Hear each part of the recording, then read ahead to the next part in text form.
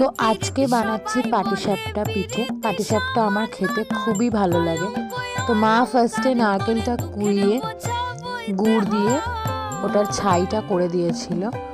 আর তারপর আমি যে ব্যাটারটা সেটা রেডি করেছিলাম, ব্যাটারটার মধ্যে 1 কাপ ময়দা, 1 কাপ চালের গুঁড়ো, হাফ কাপ সুজি আর হাফ কাপ দুধের যে গুঁড়োটা প্যাকেট দুধের ওটা দিয়েছিলাম, আর 1 চিমটে নুন।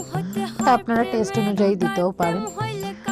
আর সঙ্গে সঙ্গে দিয়েছিলাম, দিয়ে তারপরে এই এটাকে মিক্স করে নিয়েছিলাম, না হলে লাম্পস থেকে যাবে, তো সেই জন্য। আর তারপরে দিয়েছিলাম 1 কাপ দুধ আর 1 কাপ ছোলা গুড় দিয়ে এটাকে খুব ভালোভাবে মিক্স করে নিয়েছিলাম, যাতে কোনো রকম লাম্পস না থাকে আর মানে গোলাটা খুব সুন্দর হয় সেই জন্য। আর এটার কনসিস্টেন্সিটা পরে দেখবেন যে কনসিস্টেন্সিটা এরকমই রাখবেন, যাতে মানে একদম ঠিকঠাক হয়।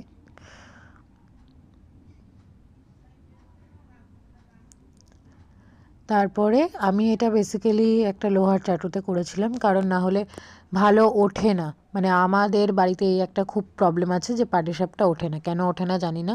তো এটাতে করে এইবার ভালোই উঠেছিল, এবং এই মাপটা রেখেও খুব সুন্দরভাবে পাটিসাপটাটা উঠেছিল।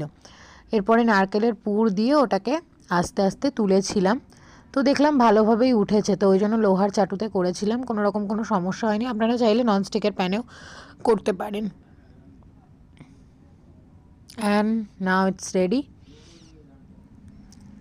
Patisapta ready.